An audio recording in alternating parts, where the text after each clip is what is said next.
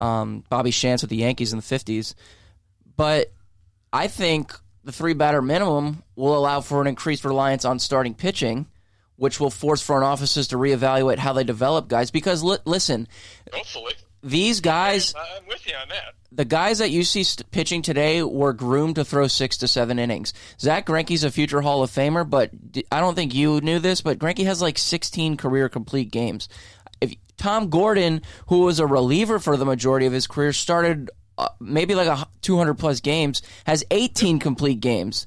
They're groomed differently nowadays. They used to throw them back 10 years ago. They used to do that a lot.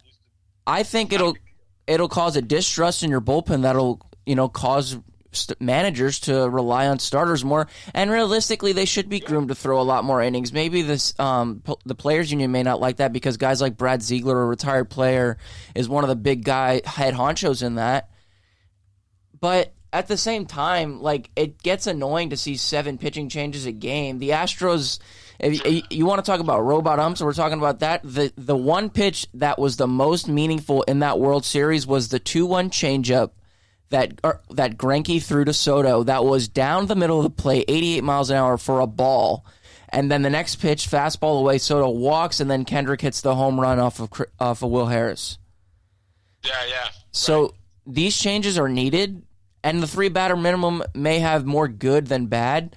But at the same time, I agree with the specialization thing. But the opener, the Rays have instituted has kind of altered our perception of that.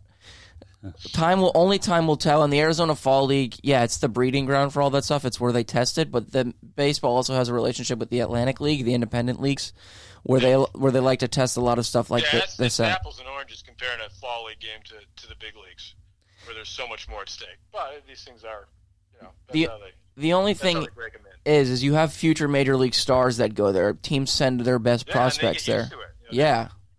Which is good. And I think they grow up in it.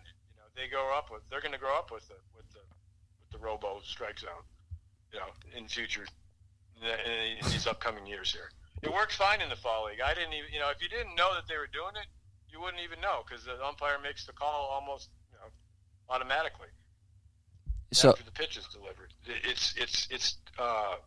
It's called from upstairs, and he's wearing a earphone, and they say ball, and he says ball. It's instantaneous. You really don't even notice it, honestly. Yeah, no, it's coming, and it needs to come. It's coming. You're right. It's totally coming. Regardless of people of different eras like it or not, it's going to happen. Listen, we have to appeal at times in this ADD culture that we live in. We're going to have to do what we can to make sure that World Series games don't need to be 4 hours long unless it's Game 6 of the 2011 World Series. Other than that, I want a brisk 3-hour game. We haven't really made any strides in cutting game time. We cut it by 3 minutes, and then it goes up by 6. So, you know what? Manfred needs to continue experimenting. 5 minutes here or there. I don't know. I don't know what they're going to do. I really don't. Part of it's not. It's the pace of play is part of the problem. These guys stepping out of the box, just every pitch is it's like it's a World Series game now. It's everything's overemphasized. Absolutely. Just play, speed it up and play. But that's kind of not how it is. So let's talk about Manfred's problem, I guess. We can always flip the channel, so that's my just go to another game or something. But let's talk about your career, Tony. Let's talk about your career. Obviously, you were at the Miami Herald. That's when you were down here. You and I were with the Sun Tatler, or you were there. Then we went Herald. You covered baseball a lot of years. But are you glad that you're finally retired away from a lot of this stuff? Do you miss being around the game on a regular basis? Well, I'm still around it. I just don't have to write about it. So, right. Yeah. Which is good. I don't know. Everybody reaches their point. My first year I covered spring training in the mid '80s at the Miami Herald. Right. That's where I kind of got the bug. The Rangers were still in Pompano. Right. And the Yankees were there in Lockhart Stadium over there. Yeah. They were there, so I got exposed to it there, and I just kind of got the bug. And 1987 rolls around, and got a call from the Fort Worth paper. They needed a Rangers beat writer, and I knew there was a connection between them and the Herald. A couple of the editors went back and forth. Anyway, so I got that job, and that's when I started, 1987. So it's a long time ago, man. I know. And, the industry has changed. It's not even, I should say, I can't even say the newspaper industry anymore. It's not really there anymore. Oh, that's true. How the game is covered has changed. Baseball has changed. So much has changed from, back when I was covering the Bobby V Rangers with Charlie Huff and Nolan Ryan and Bo B. McDowell. It's so long ago. It's just some point where you just kind of reach the point where it's like, well, I'm okay with stepping away. We'll let young guys like Lewis step in there. It's your turn, big boy. Go get him. Yeah, right. Well, it's funny. I remember the first games you and I used to go to is Fort Lauderdale Stadium, which is no longer there. Fort Lauderdale Stadium and Lockhart got torn down because of David Beckham's new soccer facility. Will be over on that site now. But then you're right. I remember covering games at Pompano Beach Municipal Stadium, and the Rangers were great. Which is a glorified high school field, by the way. But yeah, right. Well, that's right. Another thing is spring training has changed. Oh my God! Now, hasn't it? Especially out here, you come out to a Cubs game. When you come out here, well, you've been out here, Oh yeah. They draw 15,000 for a game against the Brewers or something. It's just it's nuts. Well, I've got two stadiums left. I got Scottsdale. I got the Cubbies. I already went to the old Cubbies one over at Mesa where the A's fixed it up, and Maryvale's changed. Other than that, once I hit the next two stadiums, I should say 2.5. They did a good job with the Maryvale refurbishing. They did a nice job with that. Did they? That's a good park, yeah. Yeah, I'm looking. After that, the only thing, everything about the complex is great except where it's located. Oh yeah, I know. That's the problem there. Yeah, I remember that. But yeah, in fact, 2.5 stadiums. I'll say Maryvale's the half. Okay, because of the refurbished part. Yeah, you'll like it. They did a good job.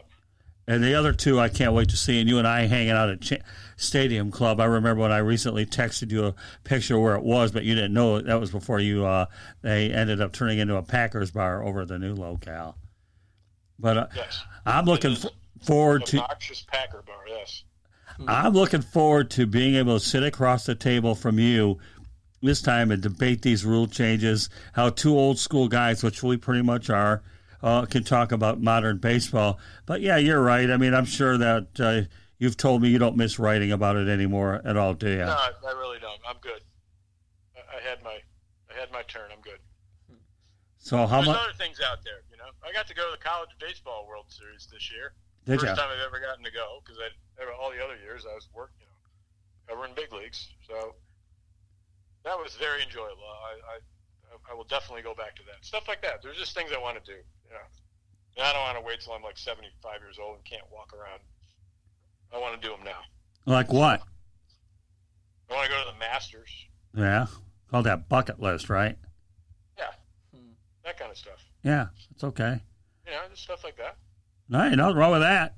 Hey, listen, I want to go to London to see the Jaguars this weekend, but the only thing that stopped me was my doctor. I've never been across the big pond, so that's something I want to do. I remember a time, in fact, you know what, Tony, was so interesting about talking about this? There was a time you wrote a story about what Caribbean players, back then. Tell Lewis a little bit about that. You were one of the first people that actually took a trip. Yeah, I went down there to the Dominican with a Yankee scout named Fred Ferreira. Right. And he was one of the pioneers of going down, down to Latin America and signing kids. And I went to the Dominican. We went three different cities. So they were like, ghetto. But yeah, he put on a couple tryout camps, and he did sign one kid out of there, and I followed his career with a little middle infielder named Juan Rivas. He ended up not making the big leagues. But yeah, it was quite an eye-opening thing back then. It was like, these kids are using like cardboard for gloves, and all those things that you've probably read some of those stories. It's all pretty true. The poverty down there is, it's disarming. It's pretty bad, and these kids they have nothing, So right, baseball is their way out. It probably still is pretty much that way. I went back down there like I think it was 1981 or 2, right, with Fred way back then, and that is the way out for a lot of these kids. Sammy Sosa, he grew up in it's like a jungle, from what I've told. Even the other guys, the other Puerto Rican guys,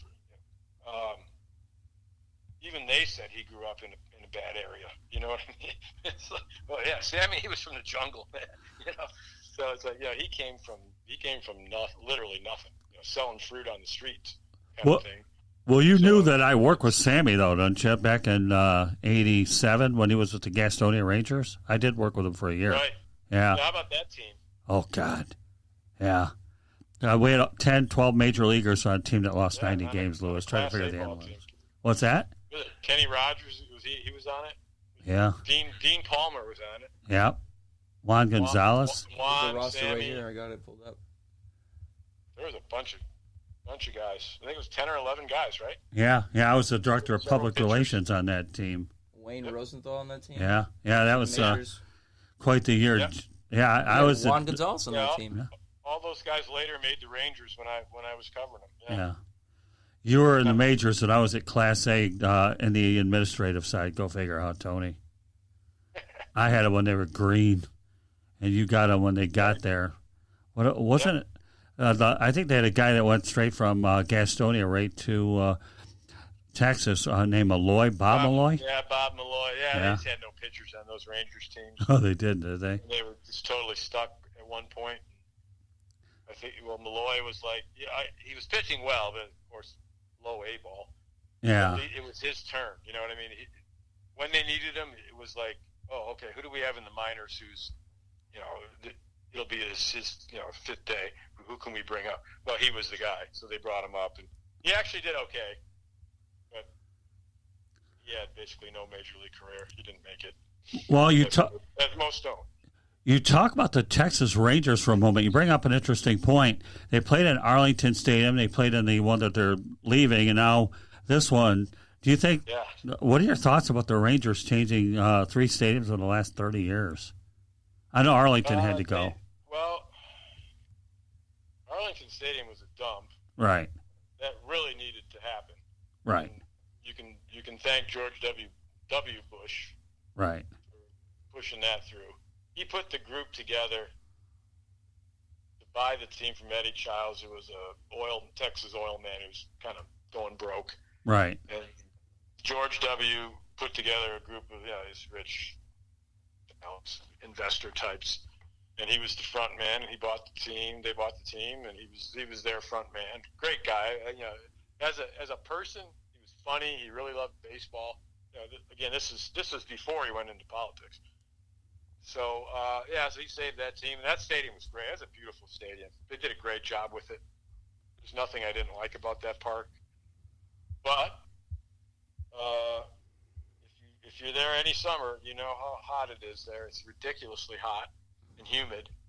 And this new stadium, I'll make this statement. This new stadium is going to change the Ranger franchise because players already want to live there. Because there's no state tax, right? So in their brackets, that's a lot of money. Okay, when you're making $30 million or $20 million a year, not having to pay a 5% sales tax is not sales tax, state tax. Right. I hear you. You're saving a lot of money. So players already want to live there, and a lot of them live there after their careers. They stay there. And, it's a good place to live. Now you'll be able to play inside, and that's just going to change what kind of players they'll be able to get to go there. Is that going to be transform the franchise? It is. I really do. So yeah, that's retractable. In fact, not only that, I also hear so when it's nice, and there are some nice days. Don't get me wrong, but in the middle of the summer, it's just so blazing hot, and batting practice is at 5 o'clock. It's like the hottest time of the day. Right.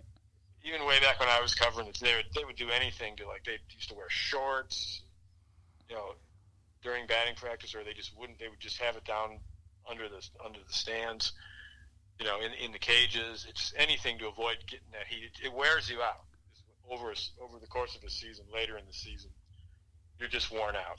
So that's not going to happen anymore. So you're going to get they'll be able to get better free agents, I think.